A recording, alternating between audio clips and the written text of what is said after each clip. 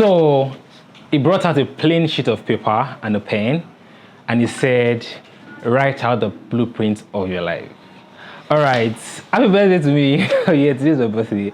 And I'm recording this on my birthday when I'm supposed to be flexing. But of course, I'm committed to this, so I gotta do it. And what I'm sharing today, I think is something that will help many people. There's this idea that we're supposed to have our life figured out. They're supposed to know what you're doing next. And most of the time someone asks you, what's your short-term goals, long-term goals, what's your life plan, what's your blueprint, and you can't give a very concise answer, then you look like you're not serious, or you don't have your life figured out, or you're a failure. And that was exactly my story. This is most likely 2018, if I'm not sure, which is very recent. I think 2017 or 2018, but I think 2018. So my parents just called me like, Tolu, you know what, come home. I was like, yeah, I said, come home, like this weekend, just come home. I got home and I said, okay, we're going to visit somebody. So we went to our home church pastor, and according to my dad, according to my parents, they were not comfortable with the choices I was making up to that point. They were not cool with what I was doing. And what was I doing? I was doing life giver and I was being a pastor. Yeah. But to them, it didn't quite fit in to what the expectations were. They had spent money to train me to study electrical electronics engineering in Covenant University. And I came out with a good grade, like I passed, So they were just wondering, okay, how come with all that you're not doing that? You keep saying life giver, and you keep saying media. What is media? What's life giver? If you want to be a pastor, like it was a very confused state, and it was hard at that time to explain to them and defend how sure of what I was doing. It's hard because most of the time the language our parents hear, which is the same language society here, is proof, is result. The only proof that shows that you have your life figured out, or you know what you're doing, or you're on the right track, is when there are results to show for it. But a lot of times there's the incubation process. A lot of times there's the building process.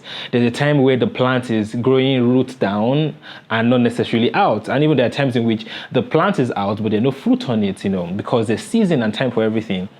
So back to the story. We met a church reverend, and he said, he told about himself. He said, at my age, he was doing this, he was doing that. He had his life planned out, that he has this blueprint for his life. And he brought out a plain sheet of paper and said, write out the blueprint of your life. I was confused for a moment, because I'm like, okay, what exactly do you expect me to write? Am I supposed to say, oh, by this time to this time, I'll be doing this. Oh, by this time, I'll do masters, then by this time I will get married, that thing of, have this detailed, well thought out, when I'm 22, I'm doing this, when I'm 25, I've had 2 kids, when I'm 30, then I'm retiring, that's the idea, we have. But with all sincerity, all I was sure about at that time was that, yes, I wasn't lazy. I'd taken jobs. I'd worked full-time jobs, like normal media engineering jobs. I've done that, and sorry for another day. I think I got laid off from my first job, but not laid off. Anyways, I have so many stories to share.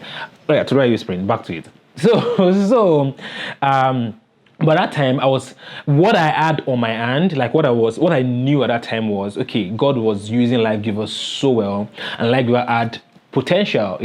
That time I think the radio was on at that time, and we had media consults. So we're doing okay. We're not doing so well, but there was progress. There was something. And I was also sure about pastoring, with Celebration Church, and I was doing that, and that was all I knew. I couldn't say, oh, you know what, my parents, this is.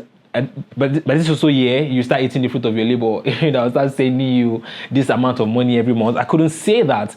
I couldn't say, oh, by this time I'm going to get married. I couldn't say that like plainly, or like draw a map of my life. And at that time, I had this motto. I'd seen the previous years, and I knew that God was leading me. I knew that even though most of the time I don't see ahead of me, I don't see Probably I don't see what's ahead, but when I step into it, there's just things just open up. I've seen God literally lead me. Story for another day. But do you know that I attended Covenant University, but by the time I was writing my JAMB, I didn't even know there was a school, or was it JAMB or WAEC? I didn't know there was a school called Covenant University. Just imagine that. And story for another day, how it happened. But I'd seen God's hand, and I made that resolve that, see, God was leading me, and I can trust God with my life.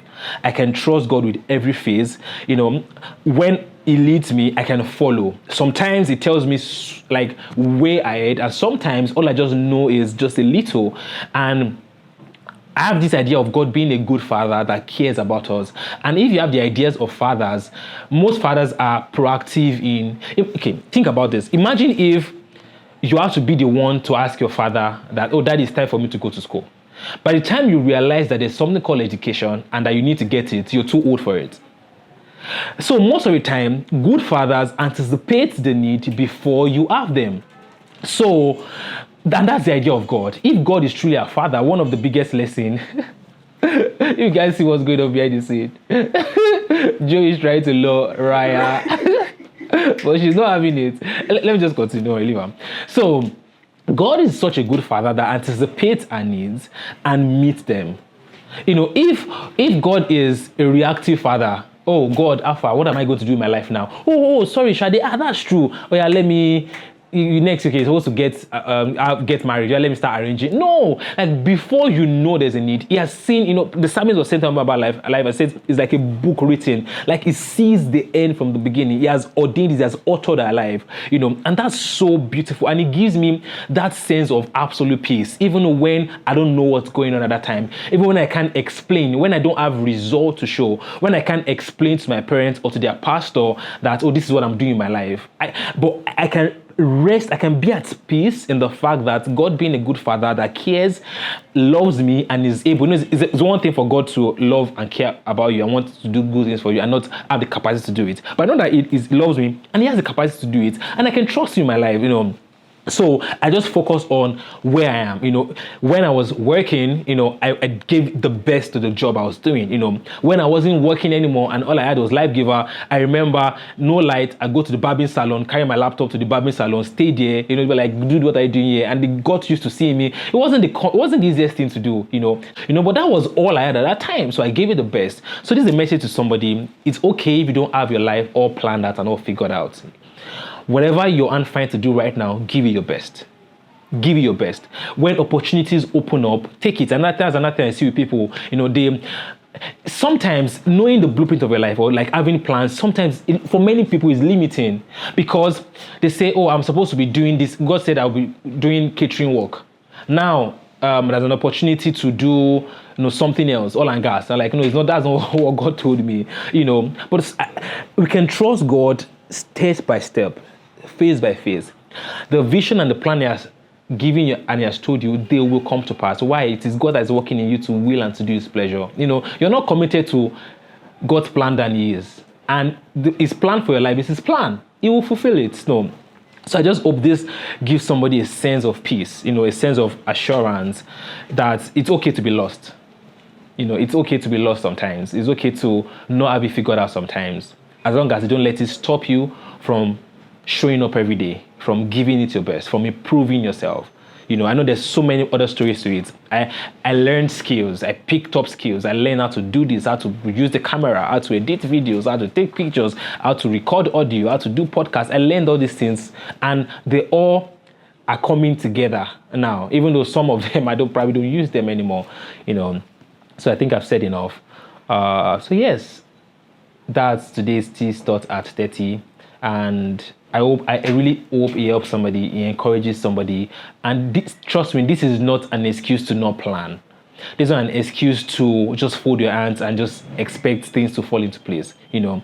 Plan with God. That's the message. Plan with God and trust Him even when trust Him when it seems that there's like you can't see fire.